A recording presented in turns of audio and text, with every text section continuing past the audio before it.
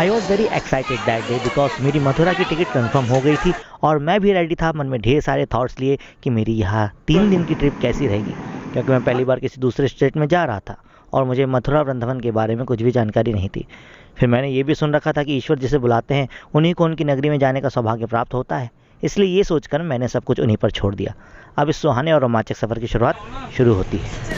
After a long time welcome back to our channel unreal bloggers. और अब train का सफ़र शुरू हो चुका था। 3 दिन की मेरी ट्रिप थी और 3 दिन की ट्रिप में मैं अकेला होने वाला था, क्योंकि मेरे दोस्त की टिकट नहीं हो पाई थी। और इस अकेले ट्रिप में मुझे कुछ भी नहीं मालूम कि मुझे कहाँ जाना है, क्या करना है, और ये सोच के मैं बहुत ज़्यादा हैरान था। इसके बाद मेरी नींद लग गई और फिर जब नर्मदा नदी आई तब मेरी नींद खुली और मैंने सोचा कि क्यों ना इसका एक छोटा सा शॉट ले लिया जाए। इसके बाद फिर हम भोपाल जंक्शन में पहुँचे और भोपाल जंक्शन में पहुँचने के बाद फिर मेरी नींद खुली रात में, और रात में फिर मैं जैसे तैसे सो गया। अगले दिन 2 बजे रात के हम लोग मथुरा जंक्शन में पहुँच गए और मथुरा जंक्शन में पहुँचने के बाद मैंने वहाँ पे बहुत सारे बंदर देखे और ये बंदर का नज़ारा देखने के बाद मैं तो बहुत ज़्यादा डर गया। ट्रेन से उतरने के बाद हमने एक ऑटो किया और अब ऑटो से मैं जा रहा था वृंदावन में, क्योंकि हमने होटल पहले ही बुक कर चुके थे। तो अब होटल बुक करने के बाद, होटल का नाम है सर्वधन सेवा कुंज, और ये मेरा रूम था। और यहाँ से अब हम लोग सोने तो वाले नहीं थे, क्योंकि मुझे अब सुबह उठकर जाना था इस्कॉन टेम्पल और 4 बजे वहाँ की आरती मुझे अटेंड करनी थी और मैं निकल पड़ा 4 बजे की आरती अटेंड करने।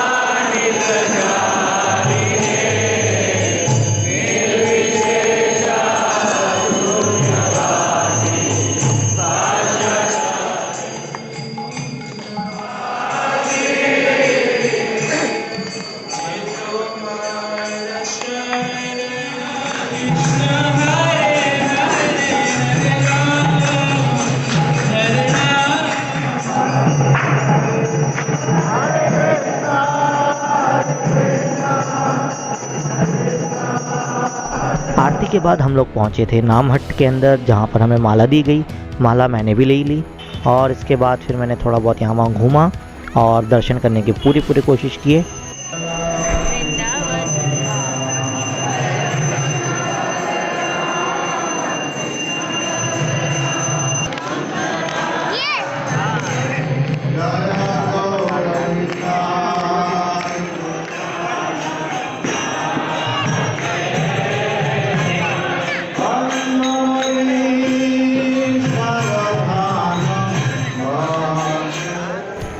फिर मैं निकल गया परिक्रमा करने के लिए।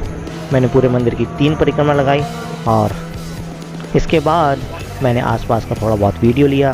बोलने की बहुत कोशिश किया बट नहीं समझ में आया क्या बोलूं। और यहाँ पे बहुत सारे मंदिर थे, मंदिर के साथ साथ यहाँ पे दुकानें भी थी। फिर उसके बाद दुकानों में बहुत सारी पुस्तकें थी, खाने पीने की चीज़ें थी। इसके बाद फिर मैंने सोचा क्यों ना बाहर जाकर ही खाया जाए, क्योंकि पैसे नहीं थे मेरे पास इतने, तो मैंने बाहर जाके खाया। इसके बाद वहाँ की सबसे फेमस जगह राधा कृष्ण मंदिर, वहाँ मैं गया और राधा कृष्ण मंदिर के बाद राधा वल्लभ मंदिर भी मुझे जाना था। तो मैंने सुन रखा था, तो मैं पूछते वहाँ पहुँच गया। और मंदिरों के कई नाम तो मुझे पता भी नहीं कि मैं कहाँ था कहाँ नहीं था। बंदरों का इतना आतंक है, किसी का चश्मा लेके भागे, किसी का मोबाइल लेके भागे। वहाँ के दुकानें बहुत अच्छी थी। इसके बाद मैं जगह जगह लोग जहाँ बोलते गए मैं वहाँ जाते गया। बहुत सारे दुकानों के, मंदिरों के मैंने बहुत सारे दर्शन किए। और ये देखो कितना बड़ा पंखा है और इसकी छत भी बड़ी ऑटोमेटिक है। इंजीनियरिंग का काम बहुत ही ज़्यादा ज़बरदस्त किया हुआ है यहाँ पे। ये जब पानी गिरेगा तो ये यहाँ घुस जाते हैं। इसके बाद फिर मैं सोचा कि क्यों ना और अच्छी जगह चली जाए, और सेवा कुंज की जगह मुझे देखने को मिली। सेवा कुंज में बहुत राधा रानी की सेवा की थी कृष्ण जी ने, ऐसा कहते हैं। और इसके बाद फिर सेवा कुंज में भी बंदरों का बहुत बड़ा आतंक था। यहाँ पर भी बंदर ही बंदर है। देखने में तो बहुत ज़्यादा ख़तरनाक था। इसके बाद फिर हम लोग और आगे बढ़े, क्योंकि मंदिरों के नाम तो मुझे पता नहीं थे। मैं बस सुनता गया, चलता गया। और मंदिरों में मैं ऐसा घूमा कि मुझे पता ही नहीं कि मैं कहाँ जा रहा हूँ। जैसे कि देख सकते हैं वीडियो में, बस शॉट लिए जा रहा हूँ और घूमे जा रहा हूँ, लोगों से पूछे जा रहा हूँ आगे कहाँ जाना है। और फिर इसके बाद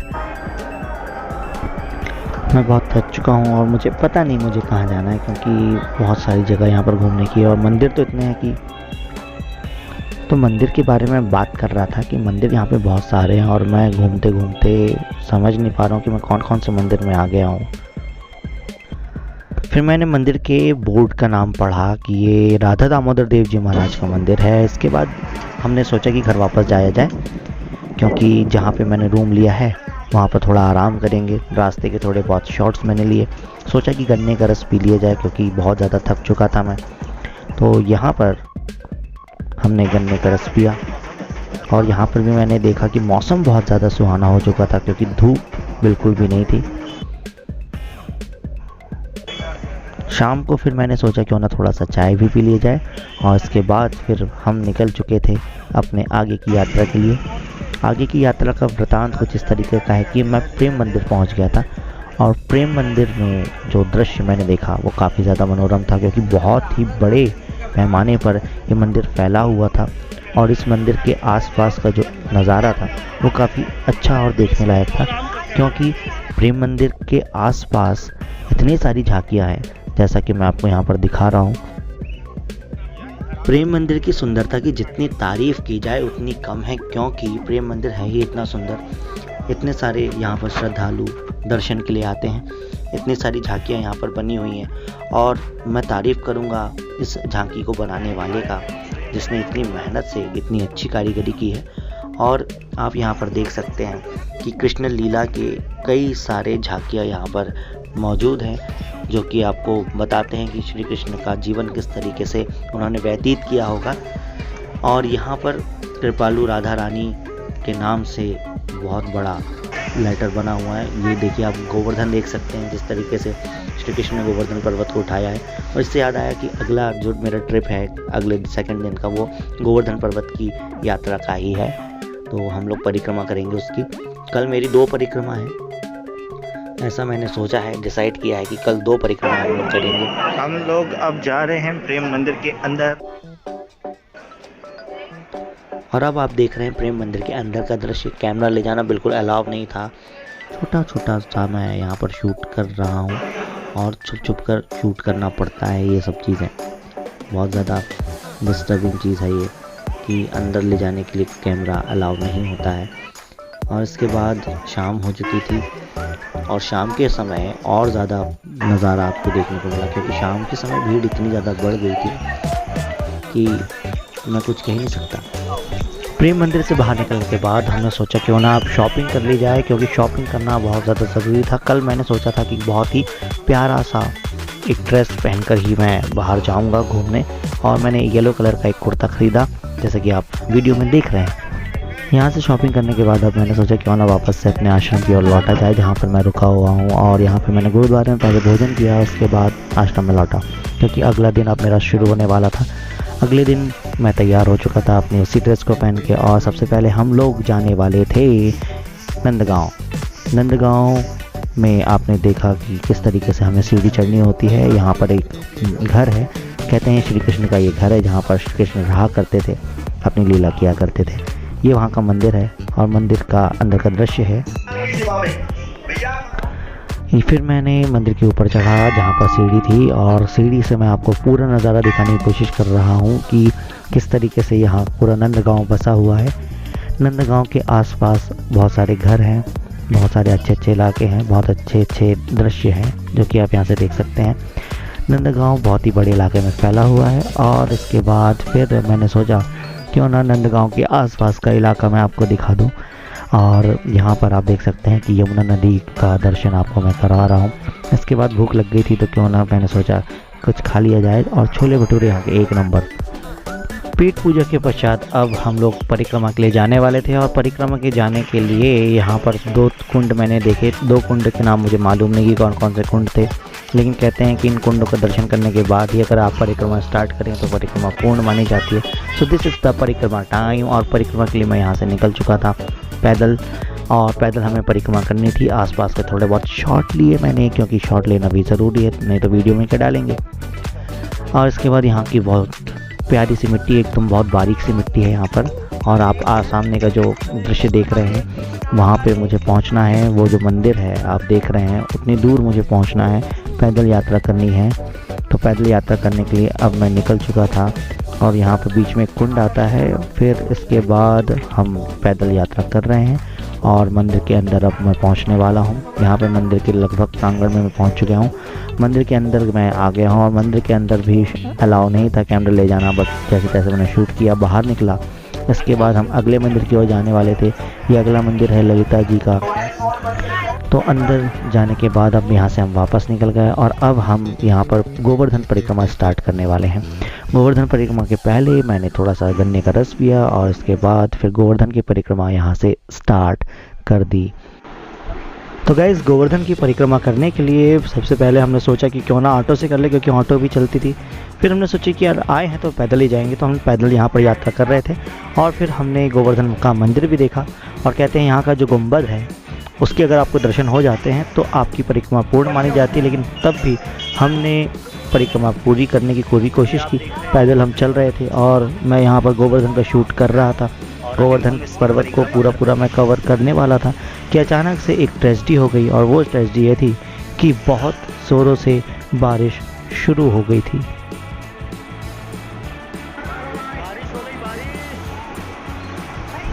अब बारिश शुरू हो चुकी थी, तो इसके पश्चात हमारे पास सिर्फ एक ही रास्ता था कि अब हम यहाँ पर एक ऑटो करते और ऑटो से अपनी बाकी की परिक्रमा पूरी करते, क्योंकि 21 किलोमीटर कम नहीं होता है। तो ऑटो के थ्रू हमने फिर परिक्रमा को अपनी पूरी करने की कोशिश की। और आगे चलकर हमने देखा कि पानी बिल्कुल बंद हो चुका था और गोवर्धन के हम लोग दर्शन कर रहे थे। इसके बाद हमें ऑटो वाले ने उद्धव बिहारी जी के मंदिर पे ले जाकर रोक दिया, कहा कि अब यहाँ से आपको पैदल यात्रा करनी है। उसके बाद हमने पैदल यात्रा शुरू की। इसके बाद हमने कई सारे कुंड देखे, इसमें राधा और श्याम कुंड बहुत ज़्यादा फेमस है। आगे चल के यही दोनों राधा और श्याम कुंड जाकर एक जगह पे इनका संगम होता है। यहाँ पर श्री कृष्ण और राधा जी की लीला का वर्णन हमें मिलता है हमारे पुराणों में। इसके बाद फिर हमारी परिक्रमा यहाँ पर एंड हो गई थी और परिक्रमा एंड करते करते हम वापस उसी रूट पे आ गए थे जहाँ से हमने शुरू की थी ऑटो से। फिर हम आगे बढ़े और वैष्णो देवी का मंदिर वृंदावन में पड़ता है, वहाँ पर हमने जाकर वैष्णो देवी माता के भी दर्शन किए। यहाँ पर सबसे पहले हमें चप्पल उतरवाई गई, बहुत ही ज़्यादा भीड़ रहती है हर जगह वृंदावन में। इसके बाद मैंने सोचा कि यहाँ का भी थोड़ा बहुत शॉट ले लिया जाए। माता के जितने खूबसूरत से खूबसूरत शॉट लेने की मैंने कोशिश की है, जितना ज़्यादा ले सकूँ उतने ज़्यादा। अब इसके बाद फिर हम मंदिर के आगे जा रहे थे। मंदिर के आसपास का जो दृश्य था वो मैं दिखाने की पूरी कोशिश कर रहा हूँ। और इसके बाद फिर हमने सोचा क्यों ना मंदिर के अंदर चला जाए, क्योंकि मंदिर के अंदर भी बहुत शानदार व्यू है।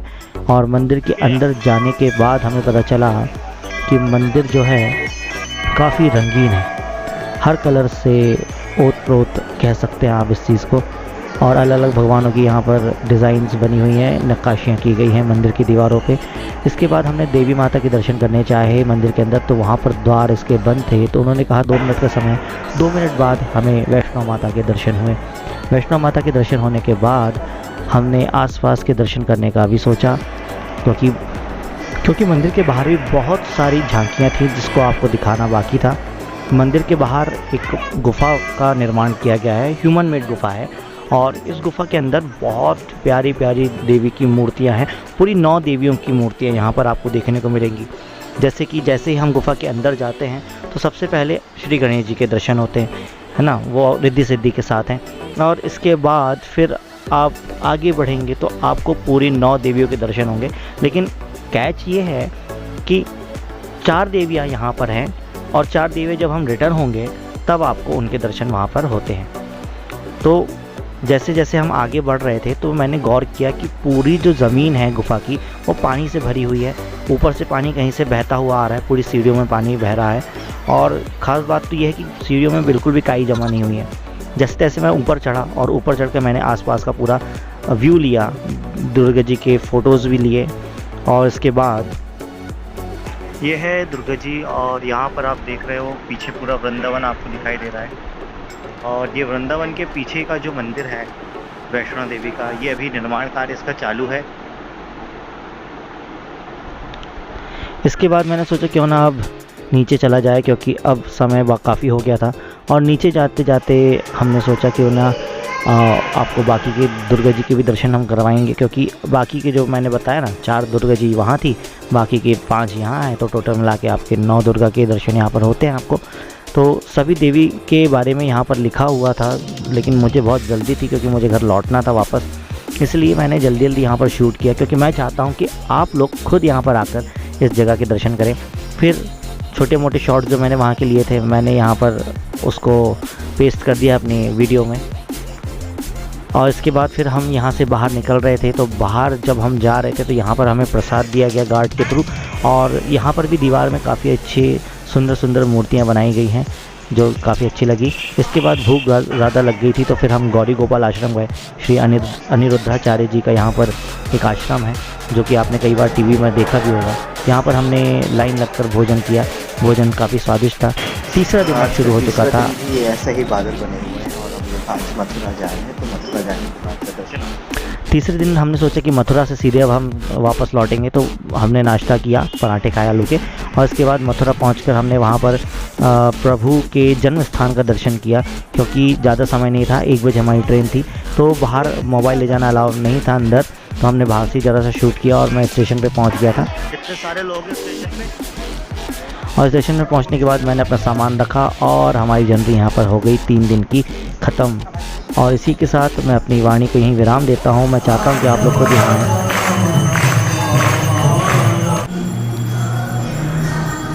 तो वीडियो यहीं पे एंड हो रहा है। तब तक के लिए take care, have fun, enjoy the video.